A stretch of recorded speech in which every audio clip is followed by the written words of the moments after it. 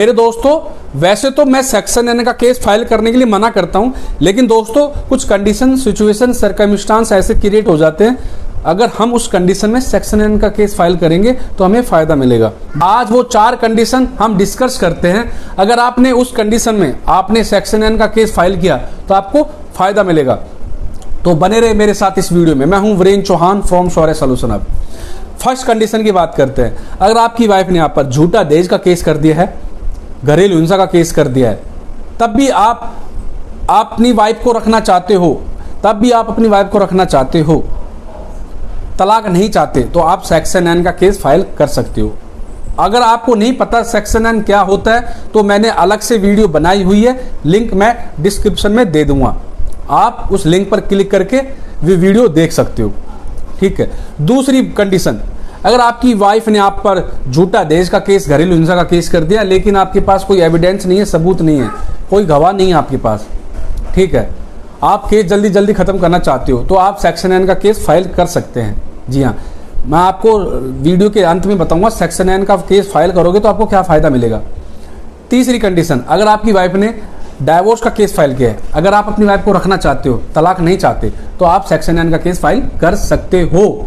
अब चौथी कंडीशन की बात करते हैं। अगर आपकी वाइफ ने आप पर मेंटेनेंस का केस किया है, क्या मेंटेनेंस का केस फाइल किया है, आप अपनी वाइफ को रखना भी चाहते हो, मेंटेनेंस थोड़ा सा बचाना भी चाहते हो, तो आप सेक्शन एन का केस फाइल कर सकते हो। जी हाँ, इससे आपका मेंटेनेंस बचेगा नहीं, कुछ कम हो सकता है, कुछ इफेक्ट पड़ सकता है आपके मेंटेनेंस केस के अंदर। जी हाँ, अब मैं आपको बताता हूँ सेक्शन एन का केस अगर आप इन कंडीशन में फाइल करोगे तो आपको भविष्य में क्या फायदा मिलेगा। दोस्तों, फैमिली कोर्ट जो हमारा लोअर कोर्ट है, हाई कोर्ट, सुप्रीम कोर्ट, इनका रुख हस्बैंड वाइफ की तरफ थोड़ा सा नर्म होता है। ठीक है, वो चाहते हैं हस्बैंड वाइफ का मैटर सॉर्ट आउट हो जाए, उनका घर खराब ना हो, उनका तलाक ना हो। हमारे कोर्ट की कोशिश ये रहती है कि भैया इनका तलाक ना हो, झूठा दहेज का केस ना करें, वाइफ अपने पति पर घरेलू हिंसा का केस ना करें। इसी वजह से मेडिसिन सेंटर खोले गए हैं, वुमेन सेल का गठन किया गया है।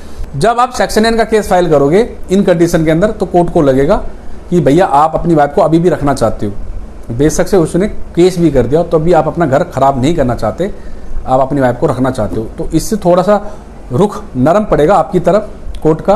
कोर्ट आपके फेवर में डिग्री दे सकता है, थोड़ा सा फैसला सुना सकता है, लेकिन श्योर नहीं है, लेकिन आप ट्राई कर सकते हो, थोड़ा सा इफेक्ट जरूर पड़ेगा। लेकिन पिटीशन आपकी ना सेक्शन एन की जबरदस्त होनी चाहिए, ड्राफ्टिंग मजबूत होनी चाहिए, आपके पास थोड़ा सा कुछ एविडेंस होना चाहिए, और आपको थोड़ा सा उनको बताना कि वाइफ ने आप पर झूठा केस किया है या तलाक लेना चाहती है तो क्यों लेना चाहती है, आपको थोड़ी सी इंटेंशन बतानी पड़ेगी। कोर्ट को बताओ भैया आपकी वाइफ ने अगर आप पर मेंटेनेंस का केस फाइल किया है, या डाइवोर्स का, या झूठे दहेज का केस कर दिया, घरेलू हिंसा का केस कर दिया, तो उनको बताओ कि भैया उन्होंने, आपकी वाइफ ने आप पर क्यों केस किया है, क्यों तलाक लेना चाहती है, क्यों मेंटेनेंस का केस फाइल किया है, क्यों घरेलू हिंसा का केस, दहेज का केस किया है, क्यों, इसके पीछे रीजन बताओ ना, इंटेंशन तो बताओ, क्या इंटेंशन है उसकी। सेक्शन एन में चीजें डालो। देखो, पेटिशन आपकी सेक्शन एन की जबरदस्त होनी चाहिए, ड्राफ्टिंग मजबूत होनी चाहिए, कोई सबूत है तो वो लगाओ। ठीक है, तो आप अपने केस में थोड़ा सा खुद इंटरेस्ट लो, आप किसी के भरोसे केस नहीं जीत पाओगे। ठीक है, आपका केस है, आपको लड़ना पड़ेगा। जो 4 कंडीशन मैंने बताई ना, अगर ऐसी कंडीशन आपके केस की है तो आप सेक्शन एन का केस फाइल कर सकते हैं। अगर वाइफ ने कोई केस नहीं किया है तो आप कोर्ट में पहले ना जाए, सेक्शन एन का केस फाइल ना करें। अगर आप सेक्शन एन का केस फाइल करेंगे तो आप सारे दाव पेच खोल देंगे।